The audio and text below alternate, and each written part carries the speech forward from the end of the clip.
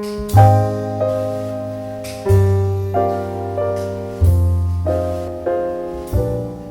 gente, vamos então ao nosso tema. Nós trouxemos aqui hoje, vamos falar sobre esse livro, um capítulo, Mereça Ser Feliz. É do espírito Hermance Defoe, ou Defoe, sobre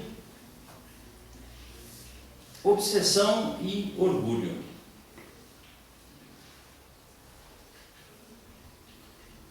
Diz aqui no início: todas as imperfeições morais são outras tantas portas abertas ao acesso dos maus espíritos.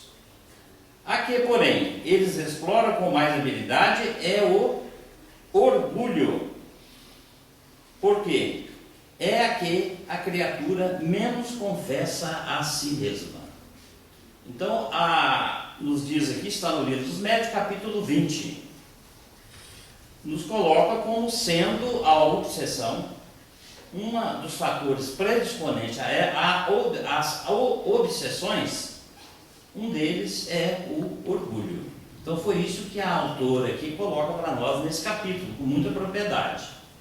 E o que nós vamos tentar passar para vocês o entendimento dela sobre o assunto. Esperamos que vocês possam entender também. Mas primeiramente vamos definir aqui de uma forma bem simples o que é obsessão, para a gente começar a equalizar o nosso conhecimento em torno desse assunto, né? Então, tem uma definição muito boa aqui também do Livro dos Médiuns, que diz assim, obsessão é a ação persistente ou domínio que alguns espíritos logram adquirir sobre certas pessoas. Ação persistente ou domínio que alguns espíritos logram adquirir sobre certas pessoas. Espíritos desencarnados, obviamente. É praticada pelos espíritos inferiores que procuram dominar. Espíritos superiores não provocam obsessão em ninguém, obviamente. Espíritos superiores só nos aproximam de nós para nos ajudar, nunca para nos prejudicar.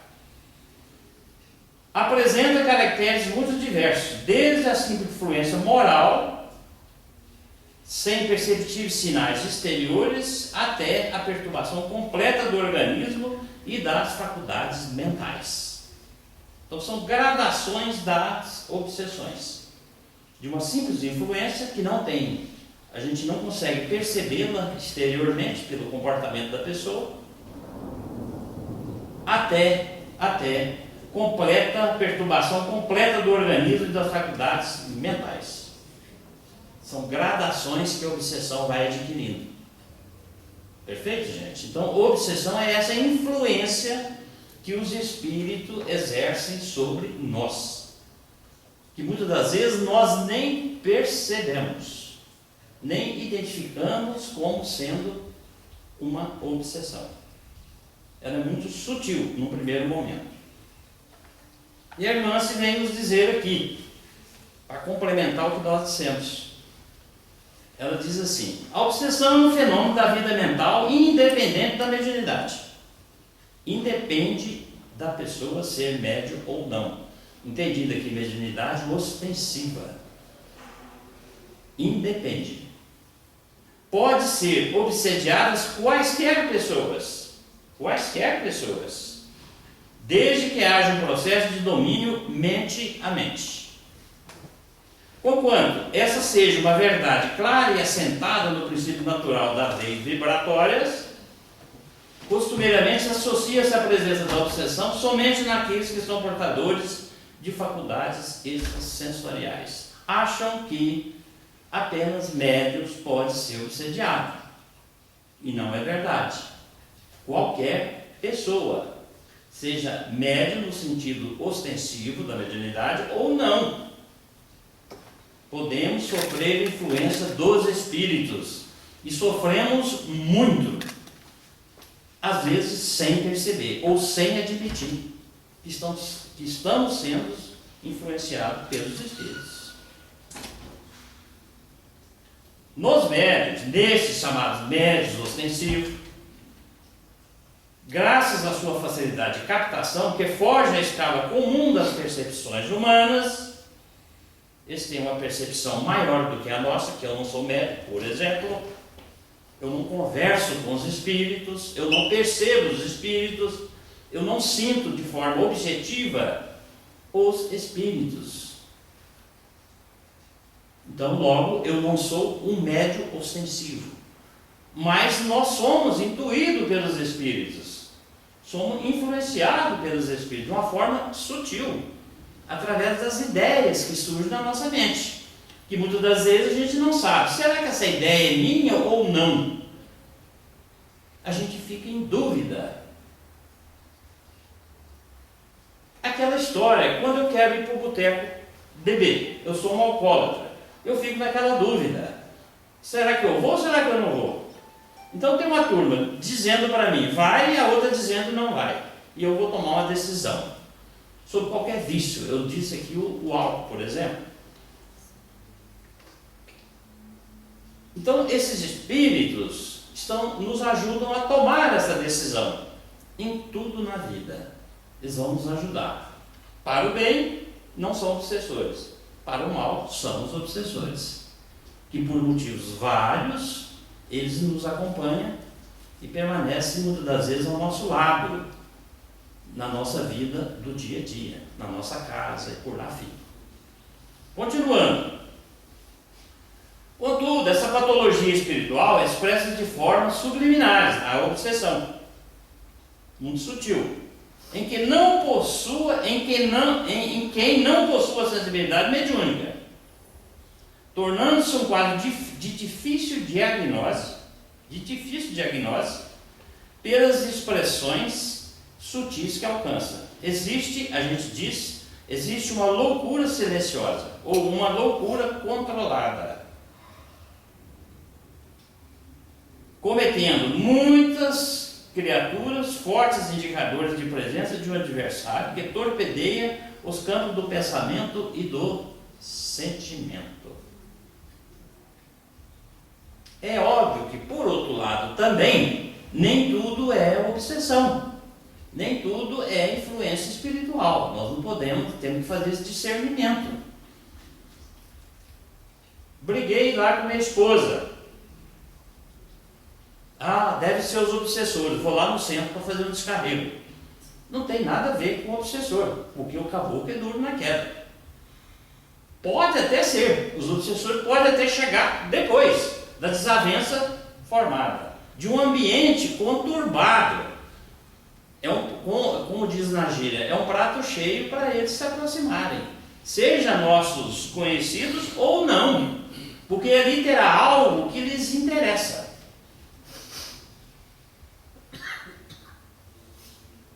Mas a causa daquele problema nem sempre são obsessores. Se eu bebo, se eu fumo, se eu tenho um vício, não é porque os obsessores me induziram aquele vício. Não, eu comecei a beber porque eu quis, porque eu achei bom. Gostei daquele ambiente, daquela vida, daquele... né? Depois os obsessores se aproximam, aí já é pura afinidade. Porque eles também querem que eu beba. Porque ao beber, eles se completam vendo eu tomar aquela bebida. Eles vão ficar do meu lado, como se estivesse também bebendo. Isso em todas as áreas da vida. É assim. Não é? Como sempre, a base para a existência da obsessão é a presença de um elo justificável. Olha só, isso aqui é importante, gente. Como sempre, a base para a existência da obsessão é a presença de um elo justificável entre quem se encontra no corpo, nós aqui, e quem se encontra na erraticidade, que já partiu para o outro lado.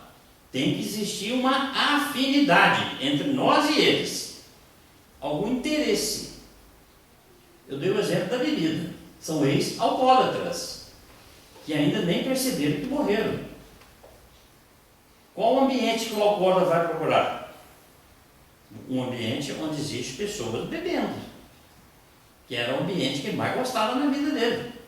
Então é óbvio que nós vamos encontrar ali no bar da esquina, vários espíritos esperando os alcoólatras ali comparecerem, ou as pessoas que bebem. É assim que funciona, é por afinidade. E quando nós estamos encarnados, também não é diferente. Aonde que nós vamos buscar a bebida? No boteco, com os nossos amigos, com os nossos companheiros de bebida, porque é um ambiente que nos traz algum prazer.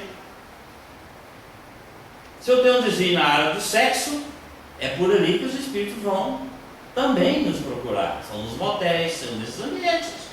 É natural que seja assim. É natural que seja assim.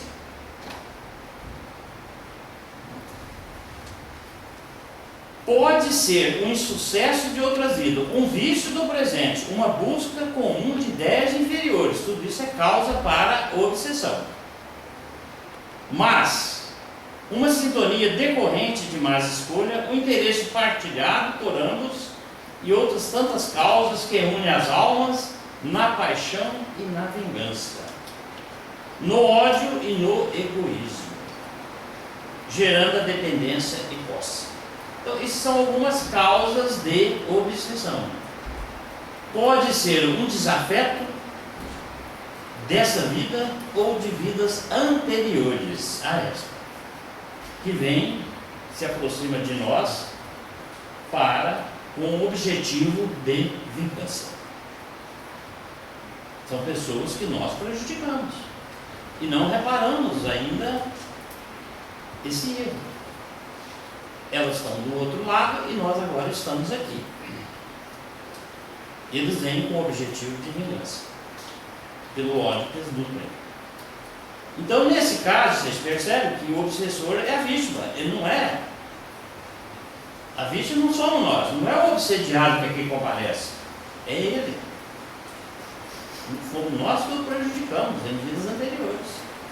Pode ser na imediatamente anterior ou em outras, que nós nem, claro, nenhuma delas nós lembramos, né? Considerando a realidade espiritual dos habitantes da Terra, a nossa realidade, o nosso grau evolutivo, raramente alguém será totalmente livre de um acometimento psíquico pelas malhas da obsessão, ainda que esporadicamente. Está dizendo aqui que dificilmente nós estamos livres dessa obsessão. Dificilmente alguém pode se dizer, eu nunca serei obsediado. Não dá. No nosso nível, em função do nosso comportamento, dos nossos sentimentos, das nossas emoções, que altera, que estão sempre de forma instáveis.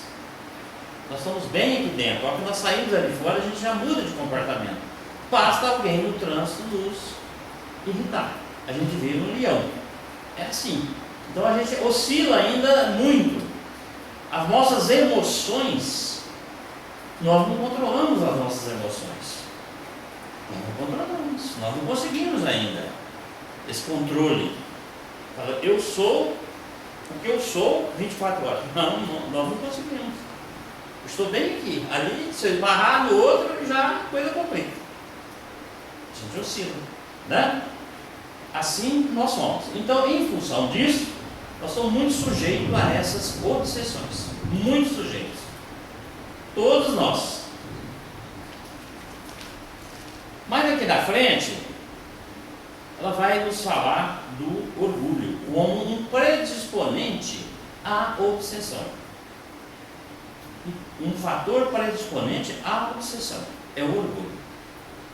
Por isso, vem corroborar o que ela acabou de dizer ali. Dificilmente a gente escapa da obsessão. Por quê? Se o orgulho é um fator predisponente, e todos nós ainda somos orgulhosos, não é verdade? Ou alguém que já eliminou o orgulho, não tem mais orgulho, acabou. Pode ser que tenha, né? Mas será uma exceção. O orgulho é algo ainda muito forte na nossa personalidade.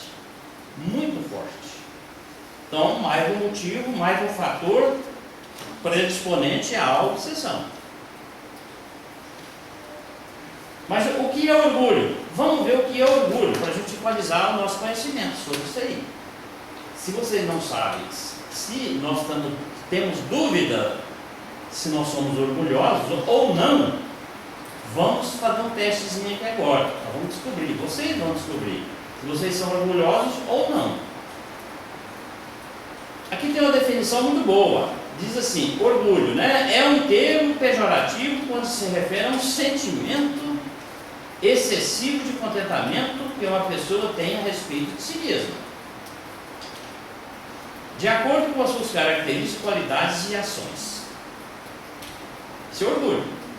Mais ainda, uma pessoa orgulhosa mostra, uma pessoa que é orgulhosa, mostra altivez, soberba, vaidade, arrogância, podendo mesmo revelar desprezo em relação a outra pessoa. Será que nós somos, em alguns momentos, arrogantes? Será? Quem sabe, né? Neste caso, o antônimo de orgulho é a humildade. Então, orgulhoso é mais ou menos essa pessoa que se enquadrasse nessas características aqui. Podemos dizer que essa pessoa é uma pessoa orgulhosa, não é? Mas tem um outro estudozinho aqui que nos dá mais, nos define com mais precisão ainda.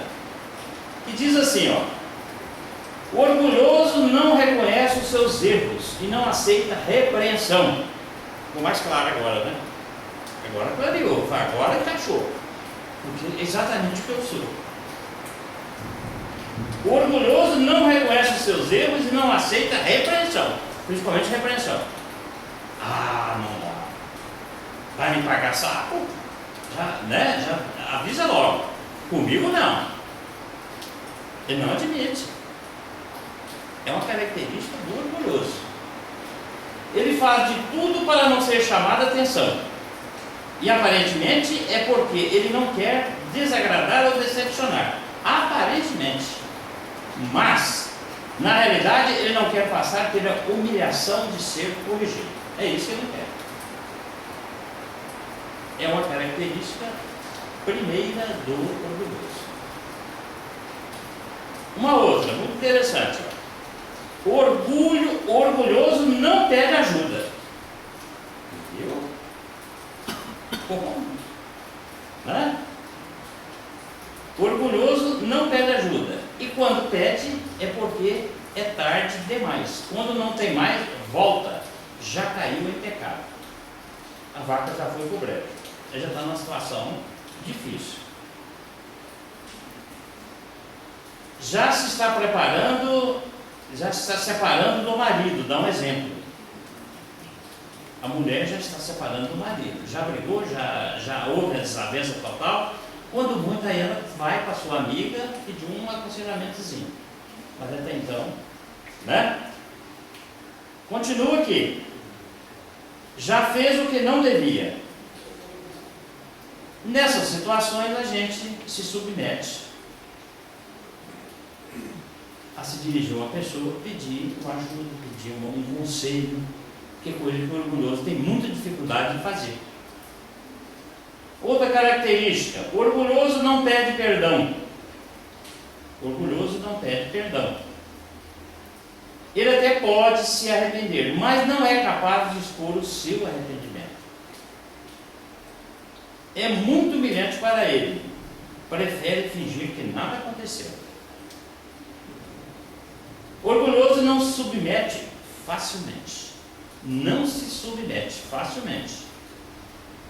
Ele pode até se submeter, mas só para quem tem autoridade sobre ele. Muitas esposas não aceitam se submeter aos seus maridos. Olha só, gente. Está falando das esposas aí, dos maridos não. Só as esposas. A esposa tem que se submeter ao marido, ou seja, tem que ser submissa. Não é isso que está falando aqui? Está aqui, ó.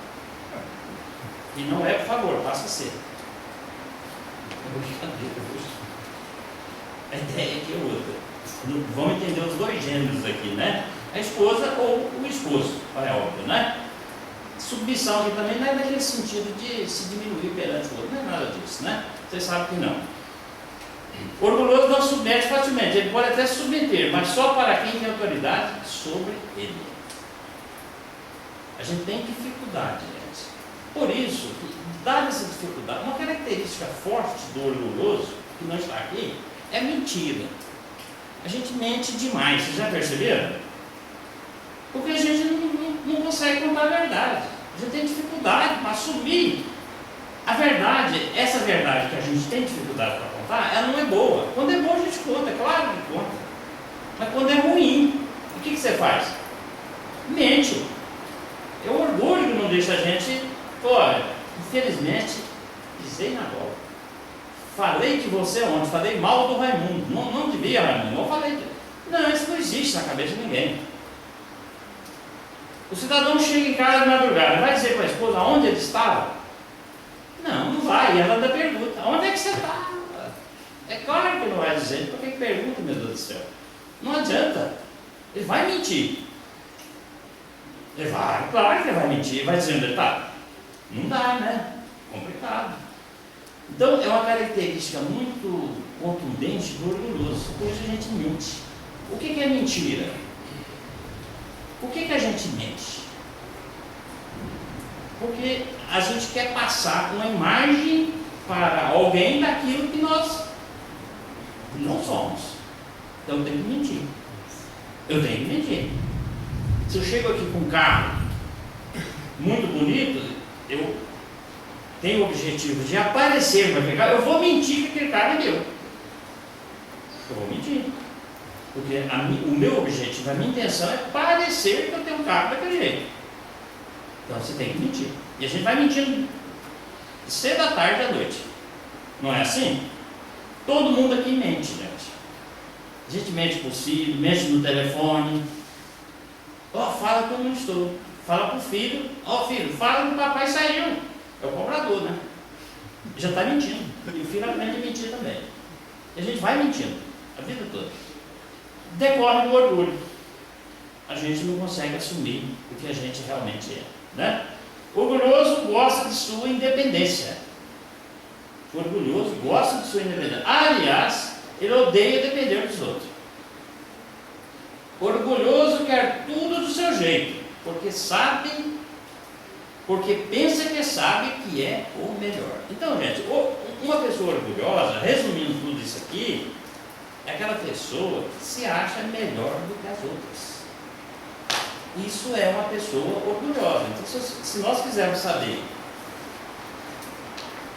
se a pessoa é orgulhosa, é aquela pessoa que quer ser melhor que o outro. Isso resume tudo sobre orgulho. Eu quero ser melhor do que o meu semelhante. Logo, eu sou uma pessoa orgulhosa. E para chegar a isso, eu vou fazendo um monte de coisa. Tem que mentir, tem que, sabe? Criar um monte de subterfúgio na minha vida para mim conseguir aquele objetivo, ser melhor que o outro. Esse é o meu pensamento e é o meu objetivo de vida, ser melhor que o outro. E assim nós nos comportamos ao longo da vida, né? Mas a irmã tem que dizer aqui, temos um orgulho sutil, o de achar que não seremos obsidiados porque estamos no trabalho do bem e do amor. Está falando aqui para nós que estamos aqui, os espíritas.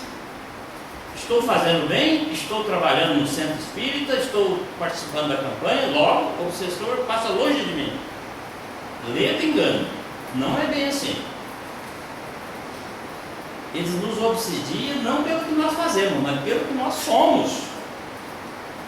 Não é pelos nossos atos, pelos nossos gestos, é pelo que ele conhece de nós. E a gente não consegue esconder.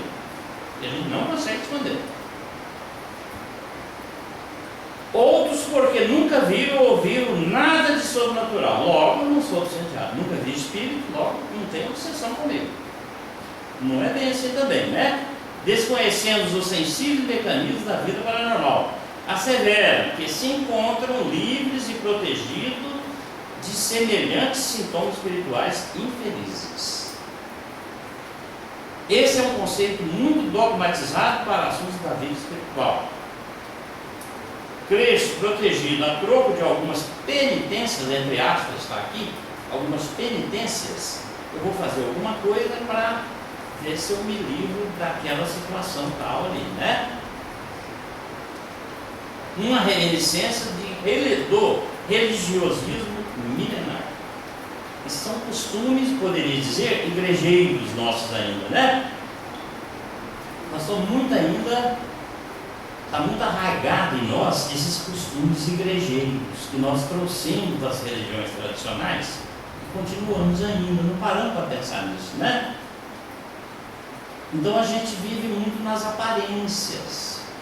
A gente quer parecer alguma coisa, quer parecer uma pessoa boa, quer parecer uma pessoa caridosa, mas nós não somos caridosos. Nós não somos ainda, nós não conseguimos ainda ser caridoso com o nosso próximo. Nós não temos essa condição ainda, nós não damos conta ainda, né? Então a gente começa, faz doações materiais, tira algumas horas de trabalho numa atividade voluntária, é verdade, a gente já consegue se, né? É um caminho, é claro que é um caminho, mas ainda não é aquele desprendimento total, ou seja, fazer a caridade porque eu gosto de fazer a caridade, ajudar o outro porque eu gosto de ajudar o outro, não que ajudar o outro vai me dar um crédito lá no céu quando eu morrer. Não dá. A verdade é essa, gente. Se tem alguém pensando que a sua obra aqui vai te dar crédito lá, lê do engano. Você sabe por que não dá? Porque o objetivo da vida é a nossa transformação moral. Se tudo que nós fizermos não nos levar à transformação, nada a receber. Receber o quê? Você já fez, você já recebeu o que você queria. Nós te demos a oportunidade para você crescer, mas você não cresceu. Você vai querer o quê? Nada mais, não tem nada a receber. Nós vamos nos apresentar lá como nós realmente somos. Ou seja, tudo aquilo que nós fizemos não nos transformou moralmente. Essa é a verdade. E tem que transformar. Esse é o objetivo maior da vida da doutrina espírita. Nos levar à transformação moral. Se isso não acontecer com tudo isso que nós fizermos, porque o que nós fazemos com intenções pessoais, no sentido de obter algo de recompensa futura, seja nessa vida, seja na outra. Não dá. Negociar com Deus não funciona, ou com os espíritos superiores, não é por aí. Nós temos que aproveitar as oportunidades que a vida nos oferece, as situações em que nós somos colocados aqui, para a nossa melhoria, para nos tornarmos o homem de bem. Ao chegarmos do outro lado, nós seremos o homem de bem. Aí sim, nós vamos receber, vamos nos agrupar por afinidade. Agora, não pelo o que nós fizemos apenas. Não pelo que nós fizemos apenas, né? Mas continuando aqui, a lógica espírita ensina-nos exatamente o oposto, naquilo que eu tinha dito anteriormente, tá, gente? Que era do igrejismo, muito arraigado em nós, tá? A lógica espírita ensina exatamente o oposto. A resistência moral e a maturidade só serão alcançadas, olha bem isso aqui, ó. A resistência moral e a maturidade só serão alcançadas a custo de muito esforço, e na medida de nossa capacidade individual de vencer a nós mesmos. Vencer a nós mesmos. Embora alguns corações embevecidos pelo ideal de transformação de si mesmo esperem ingenuamente a harmonia de empréstimo ou transformação por osmose. Através de orações, vamos rezar, não dá, não é por aí, isso é osmose. Eu rezo e as coisas não acontecem. Você reza para ter força para fazer o que você quer. Aí sim, aí começa a oração, nos leva a uma ação. Sempre. Rezar, esperar, não dá, não acontece nada. Rezar e agir, acontece muita coisa. É isso que a gente tem que ter presente. E são os costumes que nós nos referimos anteriormente, igrejeiros, que é muito forte em nós. Ai meu Deus, vamos rezar. Até para parar por vão e redão. Ai meu Deus, vocês não vão rezar, porque não adianta nada. Porque não é assim que funciona. A gente não entende ainda as forças da natureza. Como as coisas funcionam. É isso que ela está colocando aqui para nós, né? É transformação por osmose. Uma delas é através da reza. Através de orações, tarefa, passes. Passes, olha só, hein? Passes, hein? E outros benefícios de fortalecimento. Passe é muito bom, nos ajuda bastante. É uma energia que a gente vai receber ali daqui a pouco. Ajuda, mas não resolve tudo. Nos dá força, mas não resolve tudo. A gente tem que aquilo para nos revigorar para que a gente possa enfrentar a onça aqui na frente.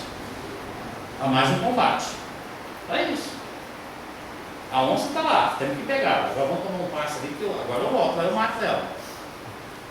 Mas não vai o pato não mata a onça, tem que ser eu.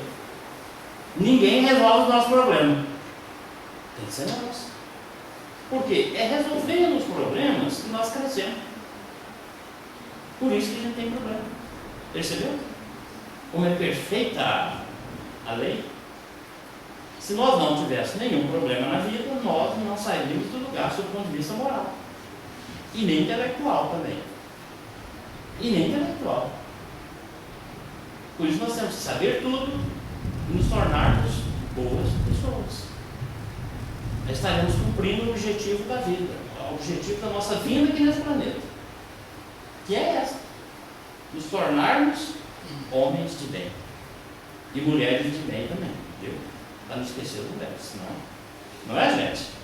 De certo, a misericórdia nunca escasseia e ampara a todos por esses meios, claro. Não estamos dizendo que rezar é desnecessário. Não é desnecessário. Não é isso. Né? Mas não pode, em tempo algum, mimar nossos pedidos, para que não acostumemos a receber sem manifestarmos a decisiva coragem de enfrentar-nos. Coragem de enfrentar-nos. O nosso problema está aqui, sempre, conosco, nunca lá fora. Tudo que acontece na nossa vida, diz Joana de Ângeles, de bom ou ruim, a causa certamente está em nós.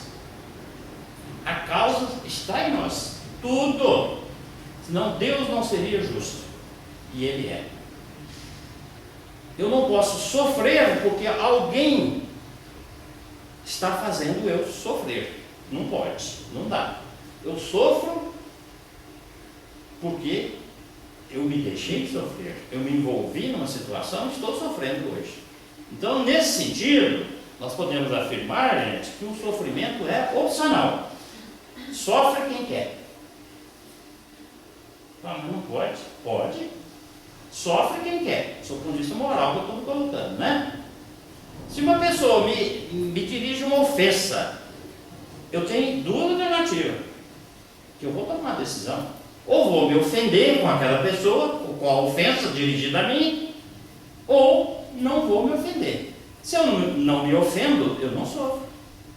Rancor, ódio, desejo de vingança. Não, eu não sofro. Eu não me ofendo.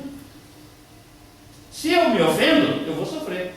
Ódio, desejo de vingança, desejo de revanche. A minha vida vai ficar uma coisa difícil de controlar. Perceberam? Quando que o sofrimento é opcional, é nesse sentido. E é opcional, sim. Né? E é opcional.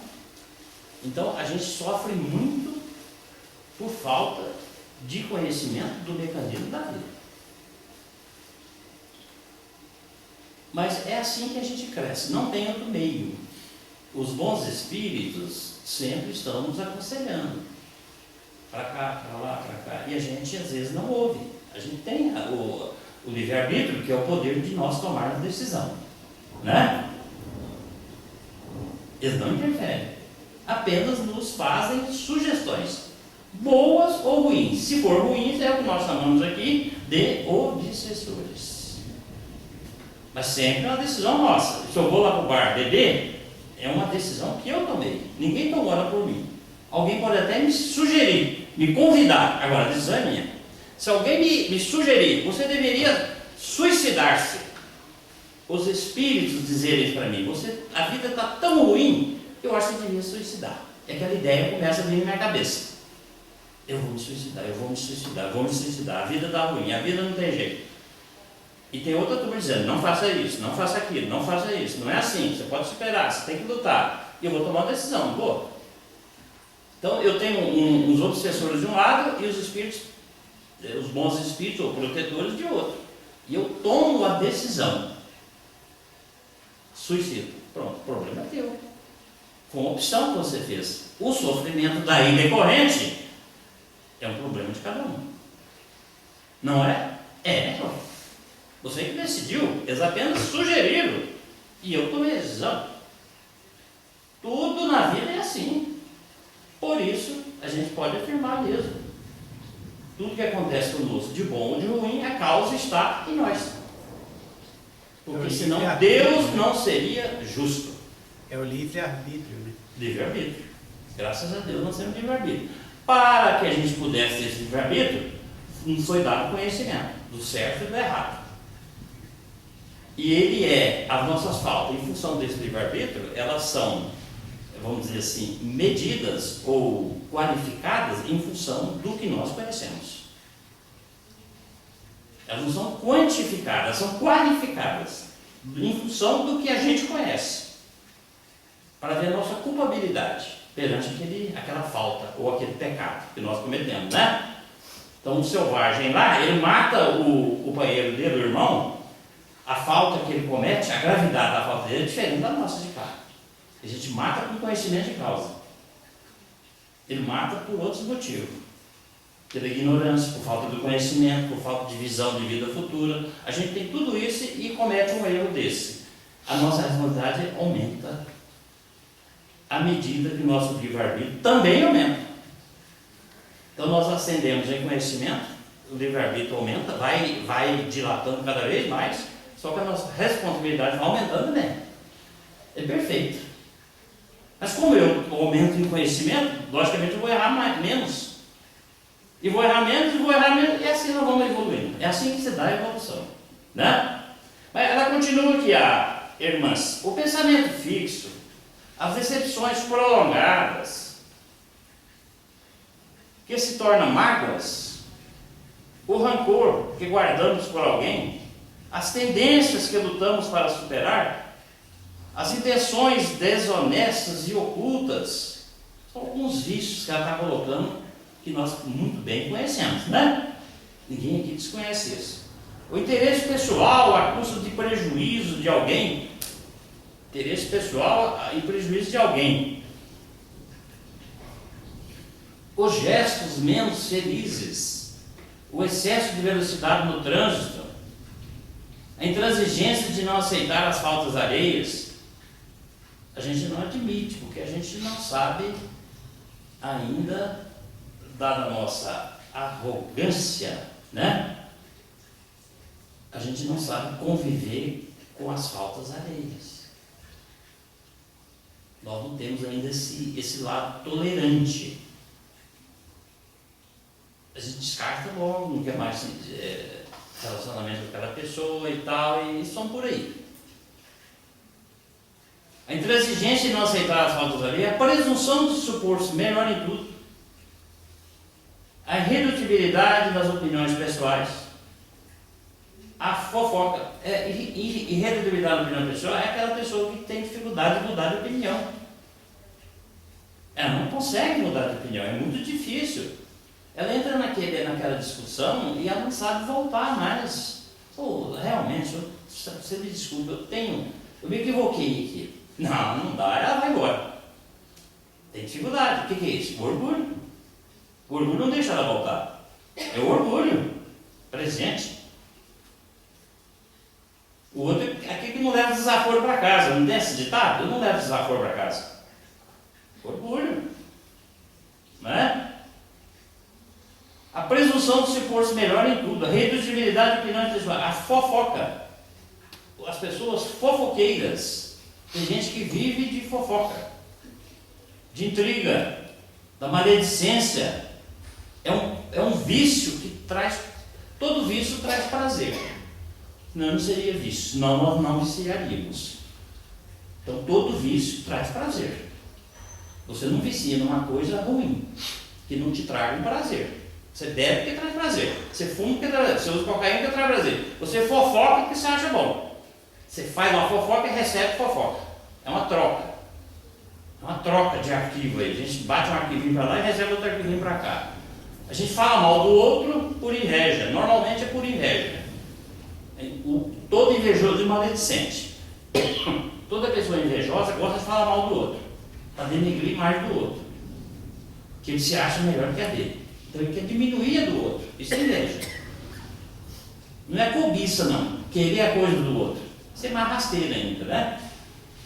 Mas é aquele que acha que, já que eu não posso ser igual a ele, eu vou tentar puxar ele para cá. Como? Denegrindo a imagem dele. Então eu vou falar mal dele. Ah, vocês porque não sabem, aquilo é um safado. E aí vai. Com esse objetivo primeiro. Então esse é um invejoso de primeira ordem, né? O costume de enxergar pontos negativos na tarefa do próximo. Tem gente, eu chamo sempre que a gente fala, são pessoas azedas. Pessoas azedas mesmo. A pessoa sempre está vendo o lado negativo de tudo. Acabou de chover agora, eu falei, mas que coisa, para ela aquilo é uma coisa terrível. Essa chuva maravilhosa que teve aí. Claro que para muitos pode ter causado algum incômodo. Mas a chuva, no geral, é boa. A pessoa vai no shopping ali, é um local bonito, limpo, agradável, pessoas bonitas, tem feia também. Mas ele só vê a feia. Ele só vê a sujeira do shopping, ele nunca vê a beleza do shopping. Tudo na vida dele é assim. Eu faço aqui a palestra, ele fala, não podia ter sido melhor. Não dá, nunca está satisfeito. É sempre pessoa negativa, né? Ah, mas aquele momento lá não foi bom. Mas e os outros, 99? Ah, foi, mas ele só deu aquele momento. Isso é vício. A gente vicia. A gente começa a viver assim. Então a gente torna-se essas pessoas, aquela pessoa azeda, que ninguém quer. Fala, não, senhora, sai fora. Ninguém quer conversar com essa pessoa, porque ela te traz algo negativo. Então ela, magneticamente, ela vibra negativamente. Não é uma pessoa que está sempre sorrindo, agradável, te traz uma boa notícia, te conta uma piadinha agradável. Não, ela está chuveiro, tá, aquele negócio azedo mesmo, sabe? É ruim, é muito ruim, né? É uma predisposição, uma obsessão terrível isso aí. Tudo que nós estamos falando aqui predispõe a obsessão. Mas tudo está dentro do orgulho. Tudo isso aqui, gente. Que nós temos bastante, viu? Ó, pontos negativos na tarefa do próximo. A indisposição para o perdão. O vício de prestígio. Os sonhos de vida fácil na abundância material. Ah, como eu sonho. Ganhar na loteria. Ai, que maravilha. Morar lá no lago. Aquelas casonas lá com piscina, aquela coisa maravilhosa, né? Deve ser, né? Eu digo, a gente quando vai ao lago, sul ou norte, a gente vai lá para o plano. Eu moro aqui, né? A gente vai lá para o plano, que é a banda de lá, a gente volta deprimido. A gente tem que tomar cuidado. A gente volta assim, nossa, a Taguatinga é suja, é feia. Depois a gente volta. Então a gente tem que ir lá para o pôr do sol. Quando a gente volta, eu falo, eu moro bem, viu? Eu estou bem pra caramba ali onde eu estou, viu? Porque a coisa lá está feia, não é assim? Então não vamos para lá. Por que eles precisam de nós lá? Eles precisam de nós para cá. Então é melhor ir para cá para que a gente não se deprima. A gente dá uma volta pelo Lago Sul e fala, meu Deus do céu, isso aqui é vida, né? A gente não sabe a vida do outro que está lá. A riqueza não traz felicidade, embora alguns achem que ajuda bastante, né? Um ditado tem, não é? Mas a gente assim pensa, não é verdade? Então, gente, para ir encerrando aqui a nossa conversa, o nosso tempo está correndo, mais uma vez o orgulho comparece trazendo os prejuízos nessa questão. O orgulho está sempre presente. É um dos grandes problemas da nossa vida. E dele decorre uma série de vícios aí. Todos vocês sabem. Então, o orgulho é aquele que quer ser melhor do que o outro. Eu já li aqui diversas características do orgulhoso, que é um fator predisponente muito forte a obsessões. É uma porta aberta para a obsessão. O personalismo, o filho predileto do orgulho, tem muitos filhos e filhas, o orgulho, mas um predileto é o personalismo. Personalismo. Eu sou eu, ninguém melhor do que eu. Tudo que eu faço é melhor. Todos têm que perguntar para mim, porque eu sei tudo. Esse é o cara, é uma pessoa personalista, né? Ele é o centro de tudo, é um personalista. O personalismo, filho predileto do orgulho, arquiteta uma imagem exageradamente valorizada de nossas qualidades e conquistas. E quando somos convidados a uma incursão no mundo íntimo através de críticas ou situações que nos obriga a admitir a presença de determinada imperfeição nossa, esquivamos-nos de todas as formas, não as confessando a nós mesmos, e quanto mais aos outros.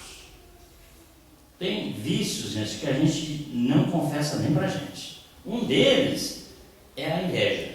Dificilmente nós vamos encontrar uma pessoa que admite ser invejoso. Ele pode dizer até, eu sou bem orgulhoso, sim. Ah, pode. Agora fala, eu sou invejoso. Ah, não tem. Ele tem vergonha. Já viu? Você não vê? A gente não vê. Alguém diz, rapaz, hoje de manhã eu tive uma inveja ali de uma situação que eu fui colocado, mas me bateu uma inveja. Ninguém fala. Quietinho, não é? O vizinho chegou de carro novo. Você nem olha. Você dá uma virada assim e corre para dentro. Você não quer nem olhar porque eu tenho que parabenizar. Oh, parabéns aí pelo carro aí, vizinho. Não dá. A inveja é grande, você se afasta. Fica evitando. Para não encontrar o caboclo. Porque você tem que parabenizar pelo carro, pelo vestibular que o filho acabou de ser aprovado, né? Mas o seu não foi. O seu filho não foi. Falei, e agora, José? Puxa vida, podia ter sido meu filho, né? Mas não foi, seu filho é relapso. Não estudou, o dele estudou. A inveja bate. E a gente sofre. E a gente sofre. É opcional, não é? Claro que é, ué. O sofrimento aí é extremamente opcional. Você inveja porque você quer. E como a inveja traz muito sofrimento, traz demais. A gente quando inveja, todos nós que invejamos. Pode confessar, gente, não tem problema não. Inveja, uns mais, outros menos. A gente sente, não é agradável aquilo, viu? Aquilo fica dentro da gente, vai, você volta a encontrar a pessoa ou naquela situação, aquilo vem de novo. Nos incomoda. A tal da inveja é complicado, viu? E a gente sofre. É opcional ou não é? É opcional. Eu estou invejando o que eu quero. Ninguém me obrigou a ser invejoso, obrigou? O fato de ele ter comprado um carro novo, que me suscitou inveja, a culpa é dele? Não, a culpa não é dele. O cara comprou o carro, o filho passou no vestibular, ele mudou para uma casa nova, mudou lá para o lago. É um problema que diz respeito àquela pessoa, não a mim, né? Então eu invejo o que eu quero. E assim é, né? Então, gente, o nosso tempo já foi, ou está indo, e diz aqui a irmã, para finalizar, fujando das capas com as quais queremos esconder os conflitos de sentimento. Não adianta a gente esconder, gente. Se eu sou invejoso, se eu tenho conflitos, eu tenho que enfrentar os meus conflitos. Eu não preciso sair divulgando os meus conflitos. Não é isso que está dizendo. Eu tenho que enfrentá-los. Primeira coisa, para você enfrentar um problema, para resolver um problema, nós temos que admitir que nós temos aquele problema. Se eu achar que não sou orgulhoso, não sou invejoso, não sou valente, então nada a fazer. Espera a vida, a morte chegar. E nós vamos ter uma decepção muito grande. Vai ser uma perda de tempo. Mas a primeira coisa, para resolver um problema, nós temos que admitir que nós temos um problema. Eu sou invejoso, eu sou orgulhoso. Isso é para nós, não se contar para o outro. Isso é para nós, nem para a esposa precisamos contar. Mas eu tenho que trabalhar para resolver o problema. Esse é o objetivo da vida. Não é só comer, dormir e fazer sexo, não. O objetivo da vida não é esse. Trabalhar, divertir, é meios. O fim é tornar-se, como eu disse, um homem de bem. Essa é a finalidade da vida. Né? Humildade é a láurea de segurança para quantos anseiam por êxito no seu investimento e aperfeiçoamento. Humildade, que é o contrário de orgulho. Contrário, né? É o antônimo de orgulhoso, é o humilde. Sem humildade fica muito difícil, fica bastante difícil. Humildade não podemos entendê-la como subserviência de nada, não é isso. Humildade é outra coisa. As pessoas às vezes confundem. Eu tenho que ser uma pessoa simplória, logo eu sou humilde. Não, não é isso também. Humilde parece que aquele pobrezinho que a gente encontra lá na periferia, uma pessoa muito humilde. Isso é outra coisa. Quem disse que pobre é humilde? Quem disse que é uma virtude de pobre? Não é, muitas das vezes. E quem disse que rico é orgulhoso? Também não, não necessariamente, né? Então, nós espíritas estamos precisando de muita coragem, diz ela aqui. Coragem para ser humildes, confessar a nossa condição para nós, ouvir nossa consciência, temos que ouvir a nossa consciência, conhecer nossas obsessões e trabalhar produtivamente para erradicá-las. Prossigamos confiantes nessa busca. E ela termina esse capítulo aqui.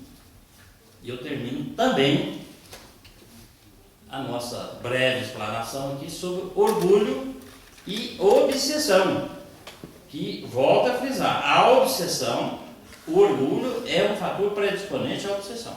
Emoções, gente, sentimento é o controlar as nossas emoções, como nós falamos aqui, é o grande problema nosso. Nós não conseguimos. A gente ali no trânsito, quando alguém esbarra no nosso carro, a gente desce com o correio na mão já. Isso é descontrole emocional, total. A gente deve parar e pensar. A gente não consegue, a gente age, a gente não age, a gente reage. Sempre. Então isso é um grande problema. Mas não é o nosso assunto de hoje. Eu agradeço a todos, até a próxima ou a qualquer momento, né? Uma edição extraordinária. Estaremos aqui. Muito obrigado, viu, gente?